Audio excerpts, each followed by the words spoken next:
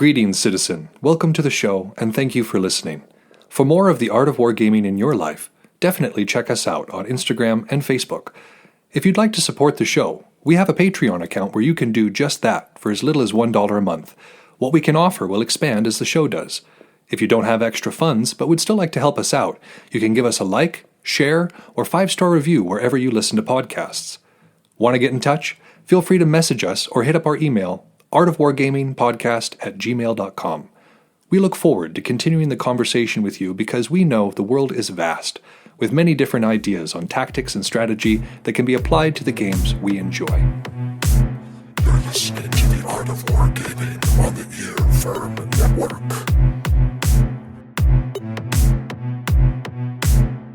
The military maxims of Napoleon.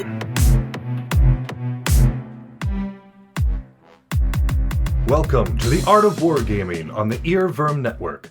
I am Yaga Malark. Today, we're going to be going over some more of Napoleon's maxims. Granted, he's using maxims today that are far less simple than the ones we've become used to, but they still contain quite a bit of wisdom for us. But, before we get into that, I have exciting news, and it just tickles me. Do you remember not too terribly long ago when I was talking about where the show is listened to? And I was extremely, or let's just say pleased as punch, that it's being listened to on 6 continents. Well, it turns out that I was wrong. We are listened to on all 7 continents, baby. Oh my goodness. Oh my goodness. I don't know which one of you mounted that amphibious operation, but let me know. I've got some awards that I need to give you. No. What happened was, when I had talked about that, my wife had a friend who was down in the area, and he'd been listening to it, but it didn't necessarily show up as Antarctica because Antarctica doesn't have its own infrastructure like that. I mean, it's just sort of a cold, desolate wasteland with occasional research facilities popping up here and there. So what it does is reroute through either Australia or Argentina. And so when I was looking at it, I was like, oh, there's another listener in Argentina. Turns out that was somebody in Antarctica. So you, dear listener, are listening to a show that is heard across 6 continents, and whew, that's pretty cool. So, I mean, honestly, thank you guys. That means a lot to me. It means a lot to the show, and I'm glad that we can be putting out material that people are enjoying, and we are committed to making sure that this goes forward. So, yeah, thank you so much for conquering Antarctica for us. And then right before we get into this, kind of a shorter intro this time around, I wanted to have a disclaimer for this episode. This one might be a little confusing.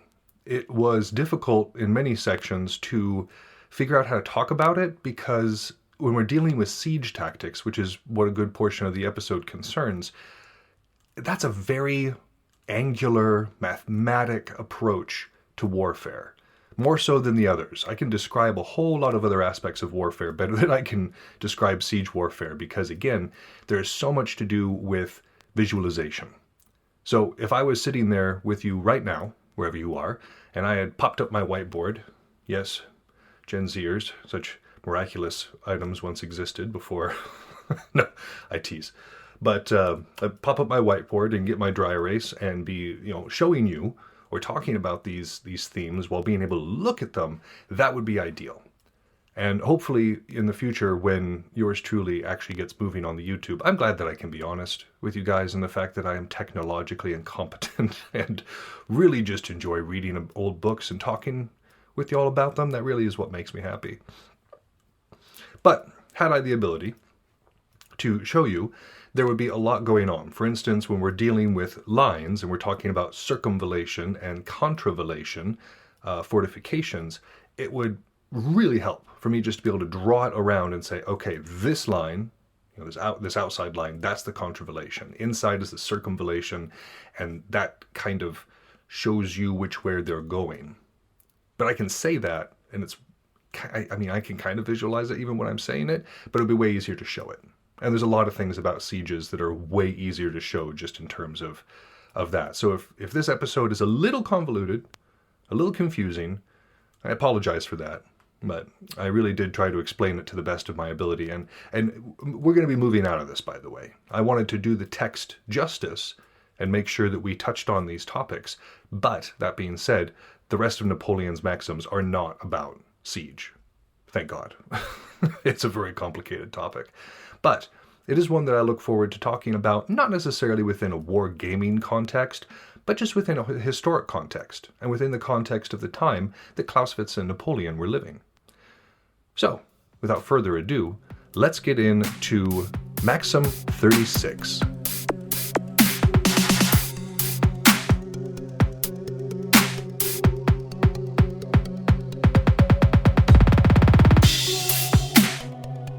Jumping right back into it, we left off at 35 last time. Now, as we're going through these next several ones, please do bear with me because a couple of them are quite long. Like they go from these rather short maxims that he has been using for the most part to a bit more Clausewitz-esque kind of language and detail going into it. Now, granted, the things he's going into detail about were very important for this era of fighting, and for the sake of what we're doing and kind of the purity of the text, I do want to read through them.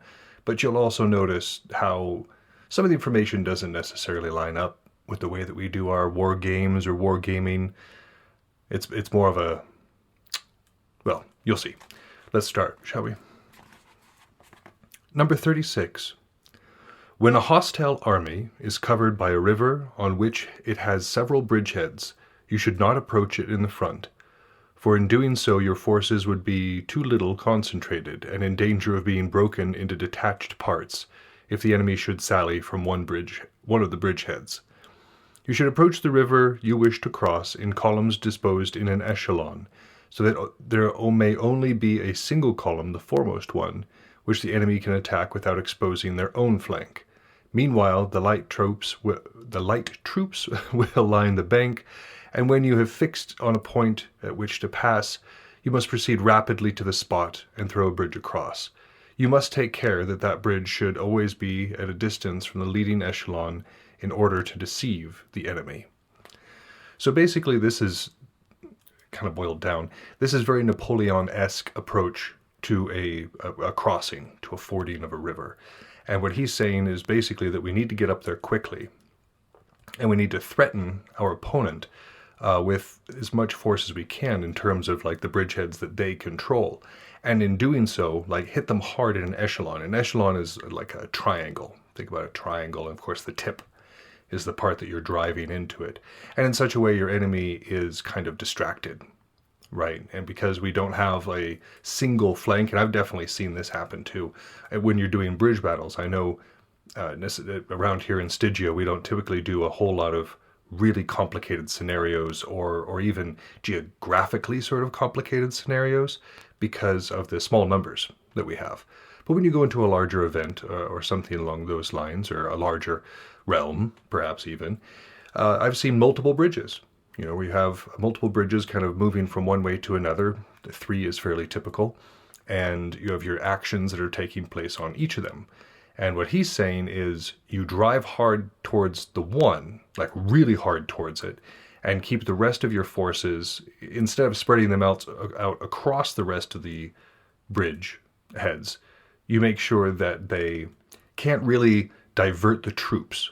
You know what I'm saying? So like if we're hitting them in all 3 places, we're trying to push through, and they manage to hit us hard enough to push us back in one area, that means that entire flank, we just got rolled up and potentially encircled because of the positioning that our enemy is able to attain. Instead, when we hit one bridge super hard and keep the rest of our forces not as drivers across the other bridges, but merely as flank guards for the main force, well, that again forces our opponent to condense, to consolidate what they're doing. If they try to go for that spread, they're going to get crushed. We're going to pull right through, bam, push through that one bridge where we're putting forth effort, where the other ones suffer. And so in this way, we're actually covering more ground by covering less ground, if that makes sense. And of course, this also references our last couple of maxims that we went over, where he's talking about you don't want your army to be in detached parts. You know, that's kind of carrying on with his themes from last episode of being keep it together. Make sure that we've got everything staying together, and then get across quickly. That's the other thing. And all of our theorists have said that, it kind of makes sense. Do not dally in the river where you're automatically weak, as a rule. Okay, this next one is long, so bear with me. The moment that you become master of a position which commands the opposite bank, you obtain many faculties for effecting the passage of a river, especially if that position has sufficient extent to admit your planting of large numbers of pieces of artillery upon it. This advantage is less if the river is more than 600 yards wide, as the grape will no longer reach the other shore, and consequently the troops that oppose the passage, by suitable precautions, can render your fire to little effect. Hence, if the grenadiers charged with the duty of the passing of the river to protect the bridge succeed in crossing to the other side, they will be swept off by the enemy's grape shot, as his batteries established 400 yards from the termination of the bridge are near enough to the point to pour in a very destructive fire, although more than 1,000 yards distant from the batteries of the army which is endeavoring to pass. Therefore he has all of the advantage of artillery. So in such a case, the passage is not predictable, or not practicable? How about practical? How about that? Unless you either contrive to take the enemy by surprise, or are protected by an intervening island, or avail yourself of a deep re-entrant bend, which enables you to erect batteries crossing their fire just in advance of the point where a landing is to be effected. Such an island or re-entrance form a natural bridgehead and give the advantage of artillery to the attacking army. When a river is less than 120 yards in breadth, you can command the opposite bank. The troops that are thrown over to the other side derive advantages from the protection afforded by the artillery that, however slight the re-entrant formed by the river may be, is impossible for the enemy to prevent the establishment of a bridge. Under such circumstances, the most skillful generals, when they have been able to foresee the designs of their antagonist and arrive with their army at a point at which he is making an attempt, have contented themselves with disputing the passage of the bridge. A bridge being in fact a defile, you should place yourself in a half circle around its extremity and take measures to shelter yourself at a distance of 600 or 800 yards from the fire of the other bank. Wordy. Very wordy. So let's go back and kind of pick this one apart, shall we? And again, mostly just for understanding, this one doesn't necessarily have as much to do with what we do, but it's still interesting information. So you'll notice a couple of times in this text, he refers to grape or grape shot. And for those of you who do not already know, usually when we think of a cannon, we think of solid shot, that one cannonball that goes across and does very destructive damage to an acute point. Grape shot turns a cannon into a shotgun. It does more of a spread, and it can be fired to devastating effect. Now, it doesn't have the same range as a normal solid shot weapon does. And so the numbers that he's providing here are ones that are very particular to when the war was being fought at this time. If you'll remember, Napoleon was benefiting from an army that had standardization of parts. And so you could depend on your cannons to reach a certain point and have a certain degree of accuracy. Whereas you really couldn't before this because, one piece would have this, another piece would have this range, and it amounted to just one big confusing mess.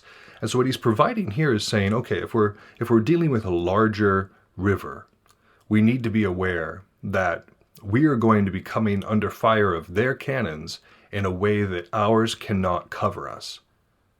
Is what he's saying.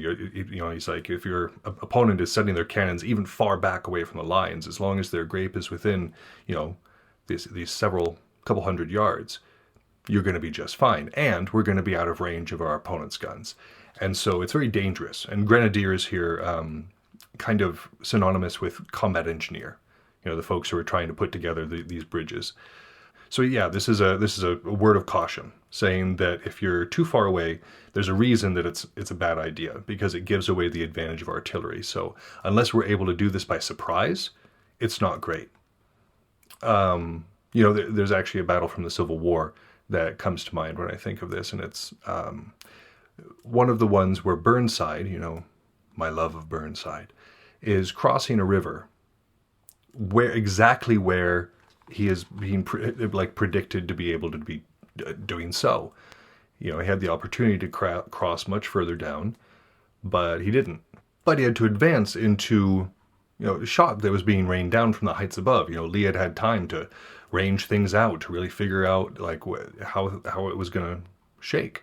And so when Burnside, even when he was trying to cross the river, he was met with rabid resistance because his opponent was waiting for him, and that ford was much further than the one that he would have been able to cross further upstream. And so he flew right against Napoleon. And these were written not very long before the Civil War. I mean, we're talking like maybe 60 years. And that's not much in terms of who's got access to it and how disseminated it would be. There's no doubt that Napoleon's words would have been well read by people at this time. So I don't know where he read about crossing rivers, but it certainly wasn't from somebody like Clausewitz or Napoleon. Anyways, I digress. Grape shot is absolutely devastating. Tears through folks, not great.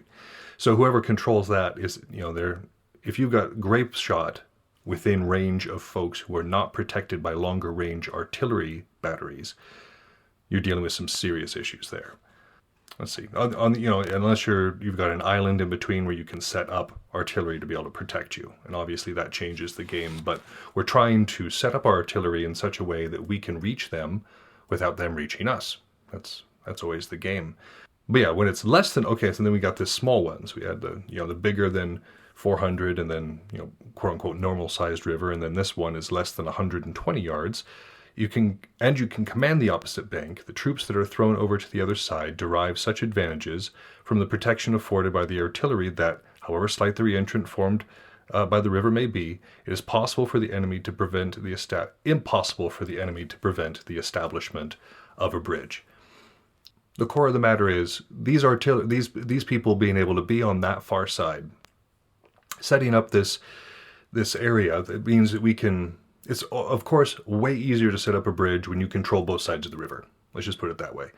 If we've already gotten some forces across and they've established a foothold over there, we can do what we need to do. And the distances that he gives here, when he's talking about shelter yourselves at the distance of 600 or 800 yards from the fire of the opposite bank, this is a matter of making sure that your opponent cannot set up artillery within range of being able to reach out and touch you. If we've got that picket line that's way far out away from the bridgehead and not just clustered around it, we've got not just warnings for when our opponent might be approaching on us, but also gives us plenty of room, plenty of breathing room. We're still sheltered by our artillery, but we've moved far enough out to make it so that even if they do get artillery set up nearby, it is not able to reach what's going on there. So I hope I didn't just make that more confusing by trying to explain it. But establishing bridges is difficult, and that's going to be the next couple of ones that we're dealing with here. So let's do 38, shall we? It is difficult to prevent an enemy provided with bridge equipment from crossing a river.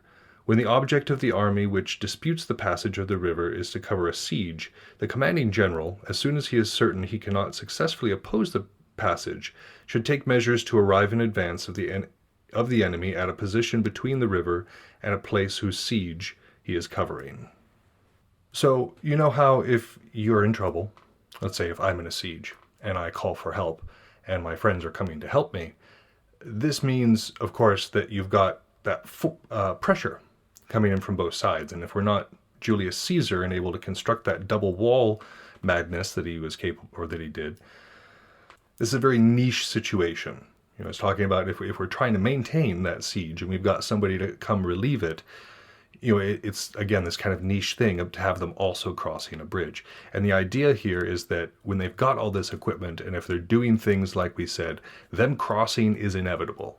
And so it's not a plan of disrupting their crossing. It is a manner of making sure that when they get to the other side, they are already disrupted by our forces. We're not going to stop them from crossing. He says, as soon as you cannot successfully oppose the passage, once we realize that they're going to be crossing, right? We have to take measures to arrive in advance of the enemy at a position between the river and the place which CG is covering. I don't know why I'm making that more complicated than it needs to be, I guess. It kind of makes sense. If they're crossing, if you know that they're going to be able to do so, instead of trying to sit there and continue to oppose it, we instead go to a place where we can defend, where we can be between them and the siege. I don't know why I'm still talking. That one's easy. And now to one that is not easy. This is another honker, so buckle in. Number 39. In the campaign of 1645, the forces of Turenne were hemmed in before Philipsburg by a very numerous army. There was no bridge over the Rhine, but Turenne established his camp on the ground lying between the river and the place. This should serve as a lesson to officers of the engineer department in regard to the construction of a bridgehead as well as of a fortress. There which should be left, between the fortress and the river, a space in which an army may be rallied and formed, as the entrance of the troops into a place would endanger it. An army pursued and retiring upon the Mayence must necessarily be in a precarious situation, since it would require more than one day to pass the bridge, and the works surrounding the Kessel are too small to contain an army without crowding and confusion. 400 yards should have been left between the works and the Rhine. It is essential that bridgeheads before large rivers should be constructed in this plan. Otherwise, they will be of little utility in preventing the passage of an army in retreat. Protecting the passage of an army in retreat. Bridgeheads, as are taught in the school, are good only before small rivers where the defile is not long. We're talking about the vulnerability of an army that is crossing a bridge and how useful one can be. The temptation when we're building a fort along a river would be to build it right at the edge. Build it like right in between the land and the sea so that you get the most coverage. So it's hard for the opponent to land there directly in front of your fort. The problem with this is, and it seems that seems intuitive. It seems like, okay, well, we oppose our opponent's passage by immediately blocking it. That's fine. But what that also does is it creates a blind spot. That even if we have the ability to bombard from the castle walls, there's no way that we can actually have troops directly between our fortress and the enemy. We cannot aggress on them. We cannot form up and be able to maneuver and fire back. It gives a blind spot to us. And also, if we're crossing a bridgehead that is very constricted like that, and then we have to come back across it quickly, like he's saying, you're creating a choke point. Bridges are already choke points, and I mean that's part of what he's saying here too. They're only good when we're dealing with small rivers. Otherwise, they become a liability in a big way. If there's a huge amount of disorganized, men and material coming back over them, that's a big issue. I think we figure out that we understand that one. Moving on, number 40. Fortresses are useful in offensive as well as defensive war. Undoubtedly, they cannot of themselves arrest the progress of an army, but they are an excellent means of delaying, impeding, enfeebling, and annoying a victorious enemy. Fortresses, stay where they are. And just because the land around a fortress may be in contest doesn't mean the fortress itself is. And one can always launch raids from there. And so, fortresses become something, as we talked about before, if we set up our fortresses in such a way that if the enemy is trying to bypass them, they're putting themselves at risk of either being flanked or cut off entirely, the fortress then becomes more than a nuisance. It becomes more than just a distraction or a delay. It becomes a real issue that needs to be dealt with. And if our opponent doesn't have proper siege equipment, then the fortress is null and void. So, yeah, what he's saying here is that even though fortresses can't get up and walk over to the front, they can still mold the front in terms of like where we can counterattack and where we know the opponent needs to be occupied in whatever works it's doing.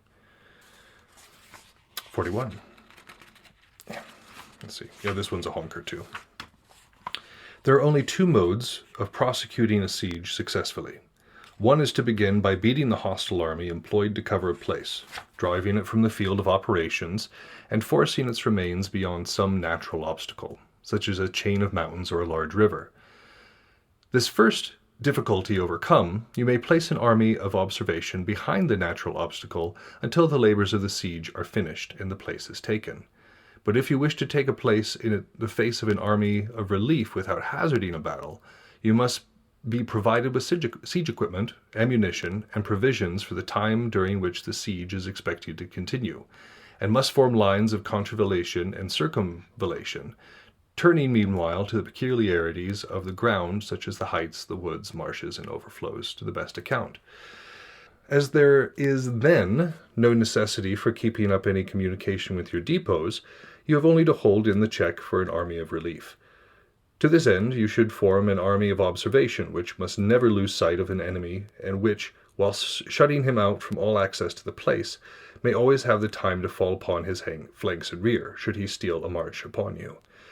By taking advantage of your lines of contravallation, you can employ a part of the besieging forces in giving battle to the army of relief.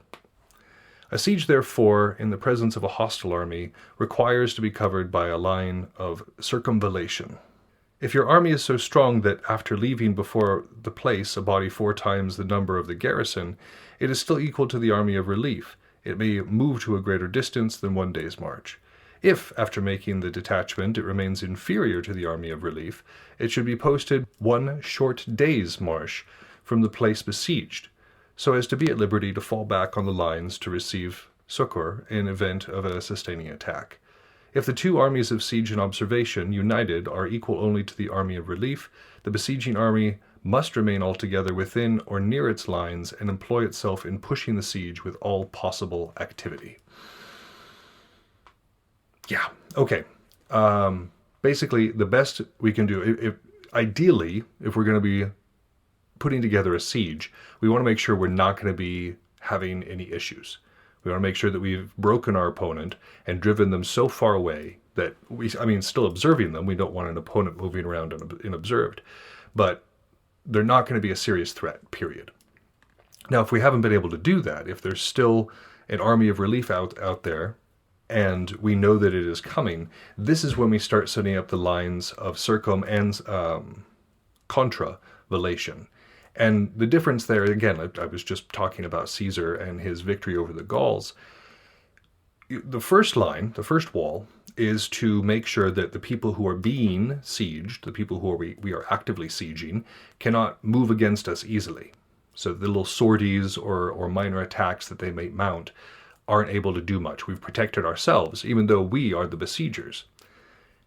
And this is all that's necessary, unless we know or suspect that there's another army or a relief army that might be operating in the area. At that point, we need to set up that second line, which is a series of earthworks or walls on the outside, ready to receive an enemy just in case a relief force is coming. He's also talking about, because the front is right here, we don't necessarily need to maintain our depots, because we already know exactly where we're going to be.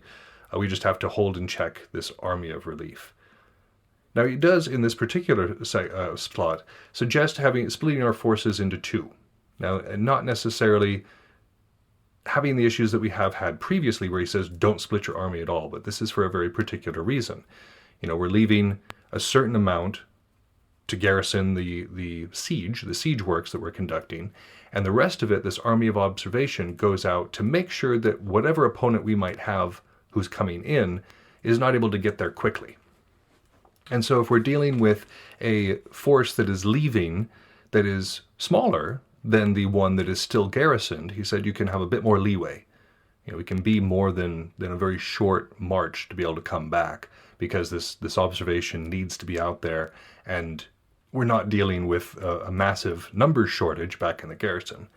On the other hand, if the force that is left at the garrison is smaller by contrast than the force that goes out to be the army of observation, then it is necessary for the larger army, that army of observation, to remain close by, because otherwise the garrison is at risk. It's a much worse thing for that smaller garrison, of course, to be caught unawares or to be caught by an enemy force than the bigger one. So we got to make sure that that bigger force is within range to bring back quickly. And of course, if we know that there's somebody, a relief force inbound who is potentially bigger than us, we want to pursue the siege with all possible activity. I don't know why we wouldn't be in the first place, trying to end the siege as quickly as possible. But yeah, that is what he's saying here. Ooh, now we get to throw some shade. You know how these military theorists love to throw shade at each other. Well, we get some right here too. In number 42, Fouqueres has said that you should never wait for the enemy in your lines of circumvallation, but should go out and attack him. The maxim is erroneous. No rule of war is so absolute as to allow no exceptions, and waiting for the enemy in the lines of circumvallation ought not to be condemned as injurious in all cases. Now remember that circumvallation is the part of the wall that is facing inwards. And so what he's saying here is that we shouldn't rely on our walls, that we need to be going out and actively engaging our opponent if we are the ones besieging. And we also see here that this is kind of unusual for Napoleon's style. He's kind of recommending almost caution in this particular case rather than coming out with a full-on punch, saying that he disagrees with one of his contemporaries that is all about that full-on punch. And that takes me aback a little bit. I'm unaccustomed to seeing Napoleon show this kind of caution, but he's absolutely right, I think. No rule of war at all is absolute. There are always exceptions. There are always going to be ways that the rule can be broken by us or against us. So relying on them is not smart. All right, now that I'm done fretting and going back and forth on exactly what we're doing here, let's move on to something else confusing. Number 43, they who prescribe lines of circumvallation and all of the aid which are the art of the engineer can furnish, gratuitously deprive themselves of auxiliaries that are never injurious, almost always useful, and often indispensable. The principles of field fortification, however, need improvement. This important branch of the art of war has made no progress in modern times. It is even at this day a lower state than it was 2,000 years ago. Officers of the engineer department ought to be encouraged to perfect this branch of their art and raise it to a level with others. There's nothing wrong with admitting that there is a insufficiency in something that needs to be worked on. And in this case, he's saying, look, our siege techniques, our ability to build these walls and build these temporary fortifications is lacking in a certain quality. I mean, World War I, about 100 years later, would also demonstrate this fact that the technology, the techniques had not caught up to the rest of the modern weaponry. Now, he would be pleased, I think, to talk with Clausewitz, who was on the other side of this, was somebody who was about the engineering and the fortification and field department and was actively working on improving things in those areas. So I like the fact that these guys are contemporaries of each other, because where one has questions, the other one has answers, oftentimes, which is pretty cool. Let's move out of that and move into 44. When you have a hospital and magazines in a fortified town, and circumstances are such as not to admit of your leaving a sufficient garrison to defend it, you should at least make every possible exertion to put the citadel in security from the coup de main. If we've got an important place and we're unable to spare the people to defend it, we want to make sure that we've hopefully maneuvered in such a way that it is not in danger. Pretty straightforward. 45, and I think this one will be our last one for this session. A fortified place can protect against a garrison and arrest the enemy only a certain length of time. When that time has elapsed and the defenses of the place are destroyed, the garrison may lay down their arms. All civilized nations have been of one opinion in this respect, and the only dispute has been to the greater and lesser degree of resistance which a governor should offer before capitulating. Yet there are generals, Villars is one of them, who hold that a governor ought never to surrender, but that in the last extremity should blow up the fortifications and take advantage of the night to cut his way through the besieging army. In case you cannot blow the fortifications, you can at any rate sally out with your garrison and save your men. Commanders who have pursued this course have rejoined their army with three-fourths their garrison. A breakout, that's what he's saying here. And of course, we all know this. We all know that the siege will eventually be over.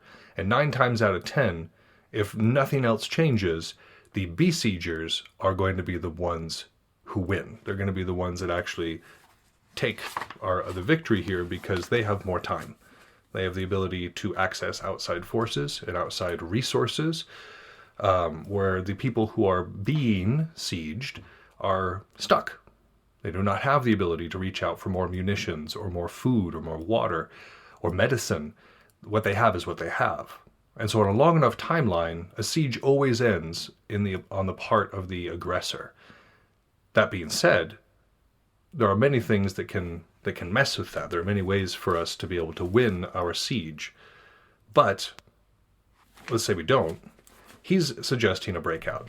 He's saying, look, we can get out of here way faster. And in some cases that's true, but if you're going against somebody who has good lines, that'd be kind of hard. I mean you want to do it in an unsuspecting area, an unsuspecting way. But he's also saying, if you don't want to do the surrender thing, and surrendering in many cases may be the best option, like in this sort of area, because a breakout wastes lives. Now, I know that is totally against the win at all costs mindset. And it's interesting that we're doing this section. I'm actually going through Perturbo again, the Horus Heresy book about the Primarch. And of course, he's all about sieges and the cold machinery and mathematics of warfare. And I think a lot of this he would probably agree with. Now, of course, he's a genius beyond measure and could improve upon Napoleon's writings and strategy without a doubt. However, there is also the case that what is being said here is sound. So, I think that's where we're going to end it for today. That's our show. Thank you so much for listening. If you haven't had enough of the art of wargaming in your life, you can find us on Facebook and Instagram, where I occasionally post funny and educational memes. If you want to get in touch with the show directly, you can email us at artofwargamingpodcast@gmail.com with any questions, comments, or concerns that you might have. Also be sure to check out all of our sister shows on the Earworm Network, including General Nerdery, Word Balloons, Fried Squirms, and more. We're working hard on having something for everyone.